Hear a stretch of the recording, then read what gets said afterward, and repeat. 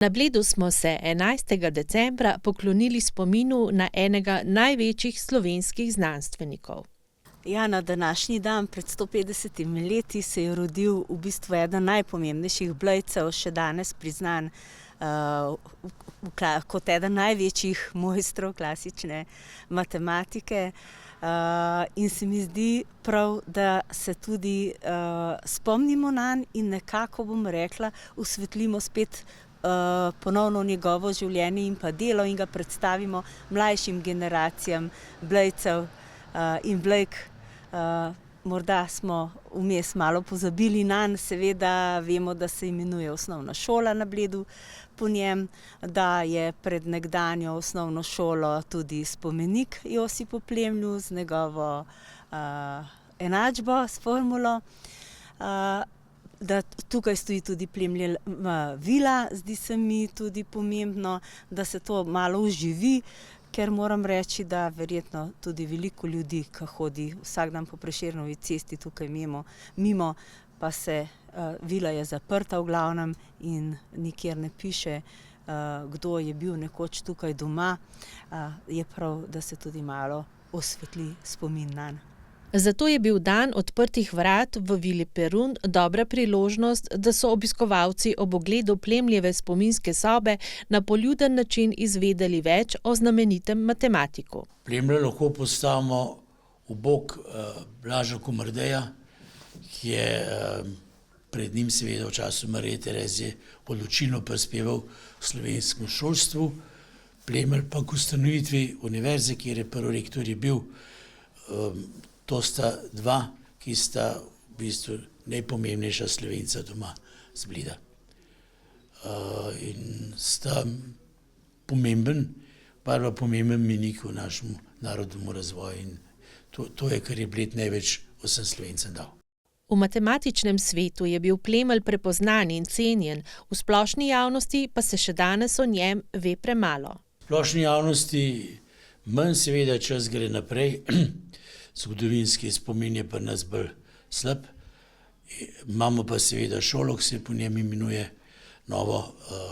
Pred 50 leti na današnji dan se je tamle odkril spomenik. Takrat je bila to še osnovna šola, ki se je potem preselila na novo lokacijo. Tukaj je tudi njegov doprsni kip, njegova vila, ki jo je kupil za nagrade, ki jih je dobil še pred Prvo svetovno vojno za neverjetne matematične rešitve. To morate vedeti, da je bilo to ogromno cesarstvo, kjer je bil Slovenec komaj 1,50, je Plemlj blestel v matematičnem svetu in ni bilo to tako lahko za enega Slovenca. Doprsni kip v spomin na profesorja dr. Josipa Plemlja, delo kiparja Zdenka Kalina, je bil odkrit leta 1973, ob stoletnici znamenitega Blejca. V kratki spominski slovesnosti sta Janez Fajfar in župan občine Bled Anton Mežan k spomeniku položila venec, blejski župan pa je ob tem nagovoril tudi študente in profesorje Višje šole za gostinstvo, wellness in turizem Bled. Josip Plemlj je bil zagotovo, kot pravijo njegovi stanovski kolegi, oče slovenske matematike. Bil je naš domačin Blejc in jaz mislim, da bi se morali tega bolj zavedati. Naj bo tale obletnica neko, bom rekel, poživilo za vse nas, da bomo ne samo njega, ampak še koga odkrili, ki je mogoče naredil v preteklosti veliko za Bled ali po svetovnem merilu za neko svojo branžo, svojo dejavnost, da ga postavimo na tisto mesto, kamor sodi. Jaz bi želel tudi, da bi mogoče njegova vila dobila neke dodatne vsebine, da bi se tam lahko ljudje malo več seznanili o življenju Josipa Plemlja, mogoče še o kom drugem, o drugih matematikih ali pa nasplošno o kom drugem iz Bleda. Skratka, tole je manevrskega prostora še dovolj. Zagotovo pa je takšna obletnica, kot rečeno, prava priložnost po eni strani za razmislek, po drugi pa tudi za začetek novih dejanj. Plemljeva nesporna vloga je, da je matematiki na novo ustanovljeni univerzi v Ljubljani, katere prvi rektor je bil, postavil trdne temelje in v 40 letih poučevanja izobrazil več generacij študentov. Ti pa so njegovo znanje in pedagoško etiko delili naprej. Moram pa posebej poudariti, Plemlj je kariero znanstveno kot en vrhunskih matematikov svojega časa obesil na klin za to, da je svojemu narodu pomagal.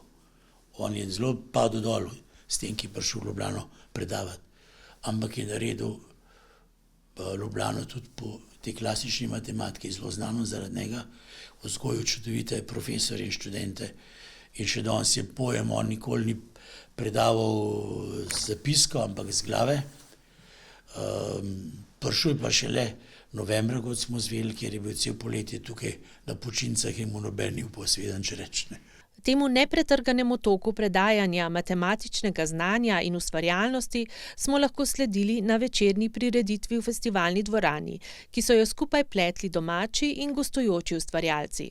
Gledalci so si lahko ogledali najnovejši dokumentarni film Mirana Zupaniča po scenariju Boštjana Kuzmana. Ta oživlja življenjsko zgodbo Josipa Plemlja, tega izjemnega Slovenca.